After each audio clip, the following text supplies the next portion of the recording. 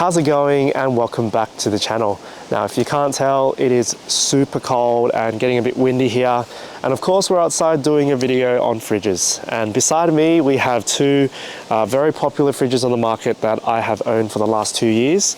This is the Bushman DC130X, and this is the newer Dometic NRX 115C. And I've owned and tested these fridges over different climates as a daily fridge, which runs full time in the canopy of my Cruiser. So yeah, whether you're in the market for a fridge for a caravan, your canopy, or your boat, you know, this is a video which will help you decide between the two.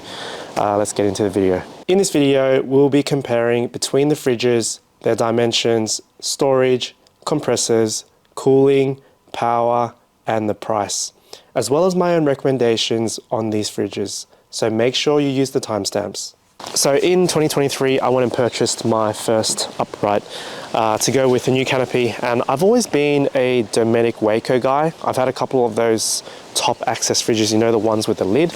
But aside from brand loyalty, I just really didn't like the look of the Dometic CRX fridges, and they were just very dated looking. So I thought I'd give the Bushman a go, and after living with it for 18 months, I had a few issues. So the main issue was the amount of condensation this thing would produce.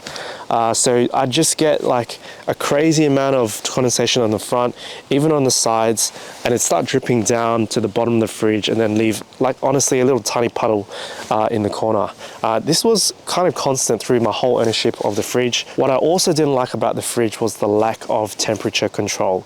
We'll get to that shortly. And the last thing is just that I needed a bigger freezer space, because when we travel, we only travel with the one fridge, so one unit for both the fridge and the freezer. And because of that, at the end of last year, we decided to move on the Bushman, and I went and purchased the Dometic NRX 115C, and it's still the fridge that I prefer and use every day. However, in the last 2 years of owning both these fridges, I believe that there are pros and cons to each. So hopefully this video will help you decide if you are choosing between the two. So we'll start on the outside, and side by side, you can see that the form factor of the fridges are pretty much identical. So on paper, width-wise, they are the same. Height, the Bushman is about 5 millimeters taller, and I think to do with this bar, which holds on the latch.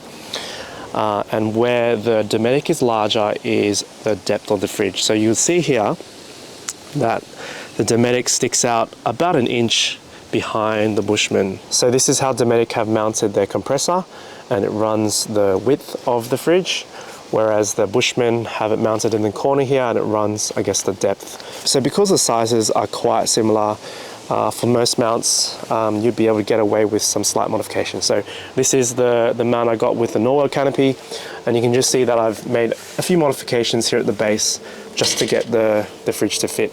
But it fits in the same profile, and you guys wouldn't have any issue really changing between these two fridges.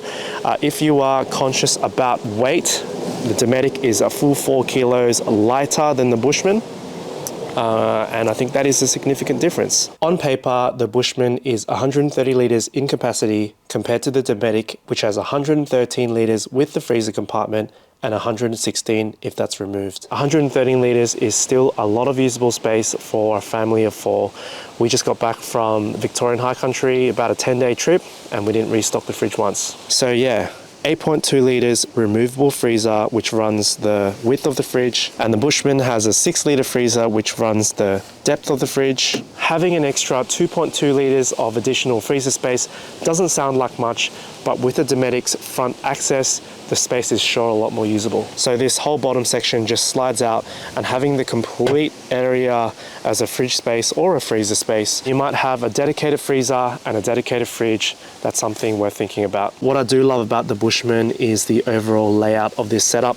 So I love having the extra slots that you can go and adjust the shelf heights. I do feel that the shelf heights, because of this smaller drawer section, the shelf heights are a lot more user-friendly and a lot more standard. What I mean by standard is that the grocery packaging sizes seem to work a lot better with the Bushman fridge.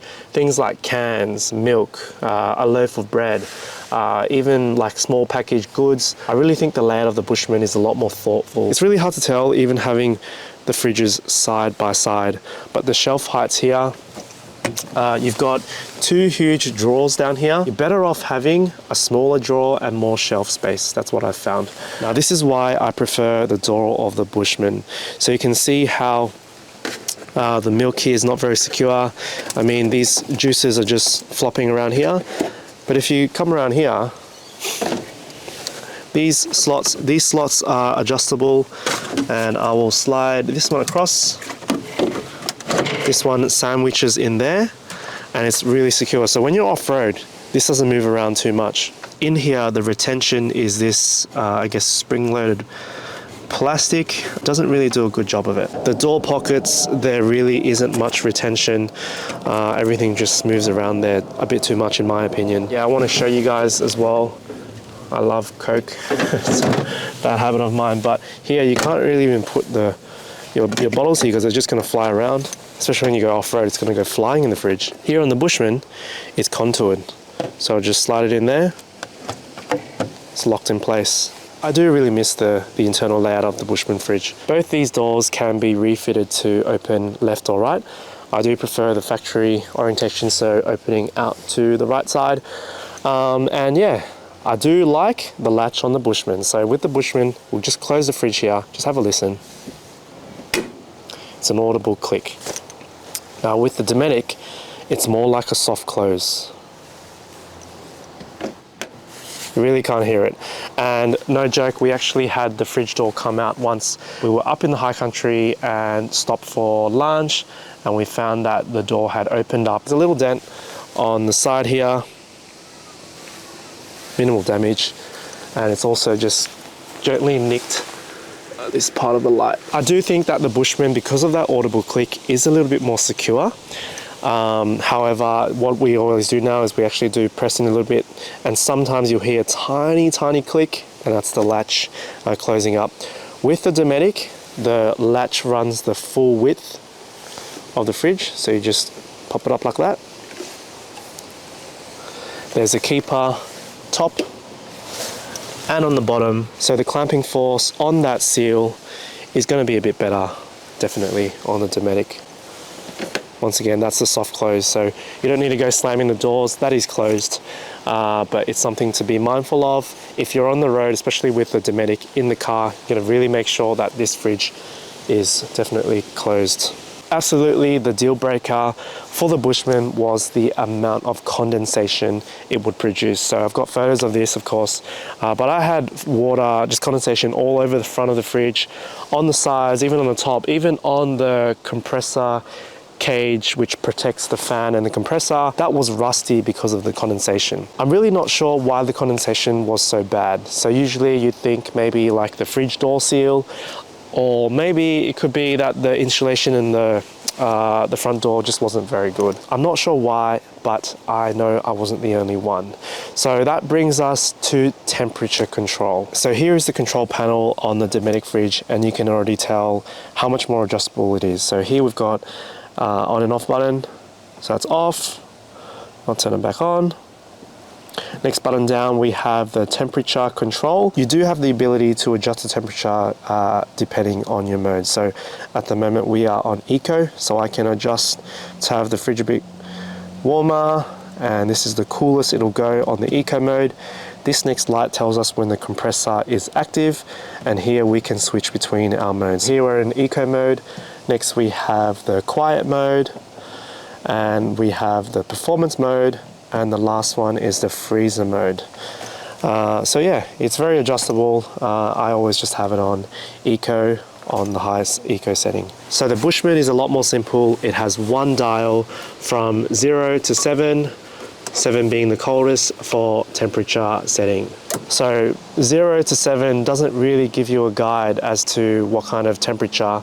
I mean, for both these fridges, I would really like to see someone in the future put a factory gauge inside, just so you know the temperature of the fridge. Now with the Bushman, I found that the temperature was quite different in different parts of the fridge. So obviously at the freezer, it'd be the absolute coldest part of the fridge. But down in the drawer section and pretty much at the bottom of the fridge, the lower you went, the warmer the fridge would be. So naturally, I would turn the dial a little bit cooler, so I'd go up in the number, and then the fridge would just freeze up. So I contacted Bushman about this, and they referred me back to the user manual, which does state the best setting is 2 and 3 out of the 7 modes. So 2 and 3 was just way too warm for, especially in the summer.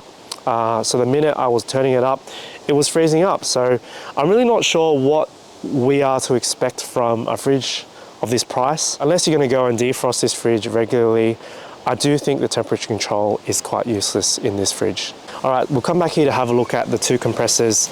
We'll start with the Bushman. So the Bushman has the industry standard, the Seacopp Danfoss BD35F. This has been around for like, I think 15, 20 years. Honestly, I don't even remember. I've had this compressor before in previously 2 Dometic fridges. It's a reliable compressor, does a good job, but it is old technology. Now, the Dometic have come out with their brand new compressor, and I don't have any information on this. It does have a part number here, DL22H, if you want to go and look that up. Straight off of the website, it says that they have designed this high-end compressor to operate in 3 modes, so Eco, Performance, and Quiet modes. So yeah, I really don't know much about this, but I can say that the Dometic compressor is moderately louder than the Seacopp. So that's something you might need to think about if you're mounting it inside a caravan. Both these fridges have a tropical T rating, which means they're designed to operate effectively between 16 to 43 degrees Celsius. Now, I've had this canopy for a while now, and I've monitored the temperatures with a Redarc temperature sensor in the Red Vision system. I have seen temperatures in this canopy upwards of 49 degrees. So it is very warm in there, and I can confirm that the Bushman does struggle with the heat. It does not work well at all when the ambient temperature is above 35 degrees. So I live in Australia, and we have a very warm climate here, and depending where you travel, the climate can get even hotter.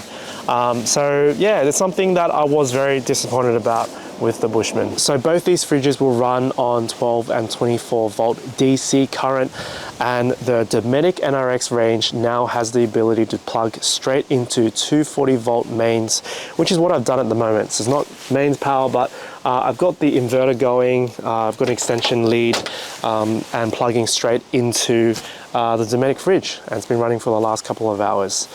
So I think that's a huge benefit, and it's something that you don't really think about at the time, but it's actually quite a handy function to have. So now I've run both these fridges in summer for some time.